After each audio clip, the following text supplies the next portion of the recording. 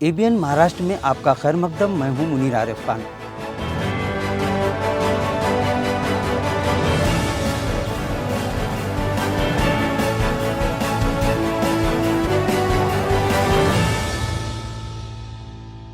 ABN Maharashtra में आपका खैर मकदम। मैं हूं मुनीर आरिफ खान।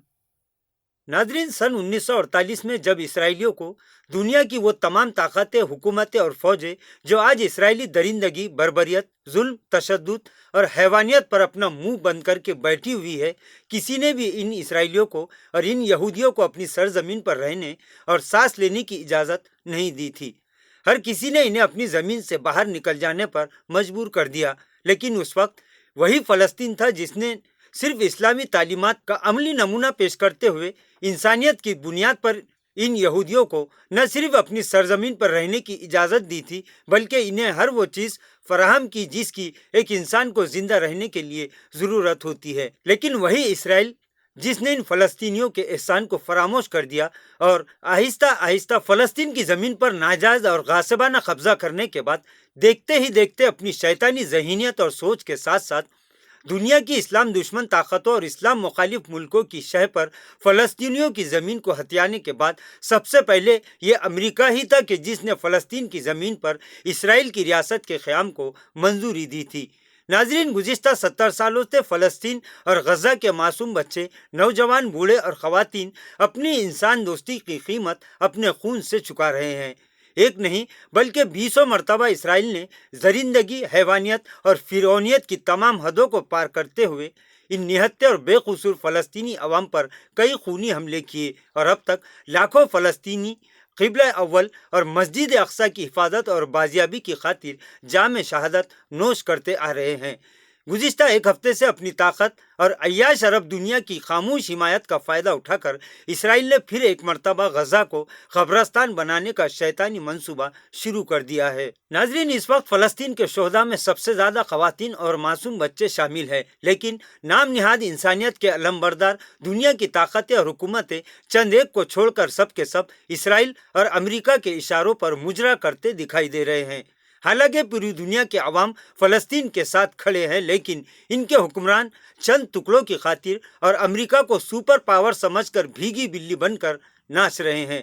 खैर, ये तो होना ही था, लेकिन हिटलर की इस वक्त की बात इस वक्त सही साबित हो रही है जब हिटलर ने यह कहा था कि मैंने 90% यहूदियों का कत्ल कर दिया और 10% यहूदियों को इसलिए छोड़ रहा हूँ ताकि दुनिया ये जान सके कि मैंने इन्हें क्यों कत्ल किया। बहरहाल, इस वक्त फ़लस्तीनी अवाम जिंदगी और मौत की कशमकश में मुब्तला है और दुनिया की ताकतें अपने आप को महफूज समझकर इस मामले से बचना चाह रही है।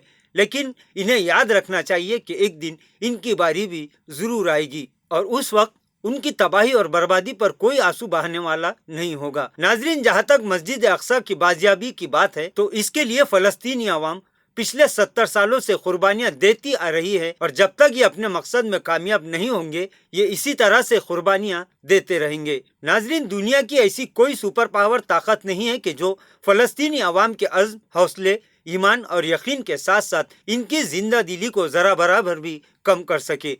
वहीं पूरी दुनिया के मुसलमानों और पूरी दुनिया के मुस्लिम ममालिक और इनके हुक्मरानों को अब मुत्तहिद होने का वक्त करीब आ चुका है ताकि पूरी दुनिया में इस्लाम का बोलबाला हो और इस्लाम का परचम ही सर बुलंद रहेगा। वहीं गुज़िश्ता दिन हिंदुस्तानी हुकूमत ने इसराइल की तरफदारी की थी, लेकिन इसराइल की एहसान फरामोशी, इसराइल की इंसानियत दुश्मनी, इसराइल की मफाद परस्ती और इसकी वहशियाना दरिंदगी, फिरौनी चालों और हरकतों से अब पूरी दुनिया वाकिफ़ हो चुकी है। अब हिंदुस्तानी हुकूमत की जानिब से फ़लस्तीन के हक़ में एक बड़ा बयान सामने आ चुका है। नाजरीन, हिंदुस्तानी हुकूमत ने अब दो टोक अल्फाज में कह दिया है कि हिंदुस्तान शुरू ही से आज़ाद फ़लस्तीन की रियासत का ख्वाहिशमंद है और आज भी रहेगा। हिंदुस्तान चाहता है कि पुरअमन तरीके से इस मामले को हल किया जाए और आज़ाद फ़लस्तीन की रियासत का क़याम अमल में लाया जाए। वहीं अब गोदी मीडिया को भी इसराइल की धुन पर मुजरा करना बंद करना चाहिए और इंसानियत की बका के लिए अपनी जिम्मेदारी अदा करनी चाहिए, वरना तारीख़ इन्हें कभी माफ़ नहीं करेगी। नाजरीन, आज जुमा के दिन पूरी दुनिया में फ़लस्तीन, गज़ा और मस्जिद अक़सा की बाजियाबी और हिफाजत के लिए दुआओं का एहतमाम किया गया। पूरी दुनिया की मसाजिद में नमाज जुमा के बाद हक़ और बातिल की इस जंग में हक़ की सरबुलंदी की दुआएं मांगी गई और हर किसी ने इसराइल की दरिंदगी के खिलाफ अपनी आवाज़ को بلند کیا۔ ناظرین، آج کے لیے بس اتنا ہی۔ کل پھر ملاقات ہوگی کچھ نئی خبروں کے ساتھ۔ تب تک کے لیے میں منیر عارف خان آپ سے اجازت چاہتا ہوں۔ اللہ حافظ۔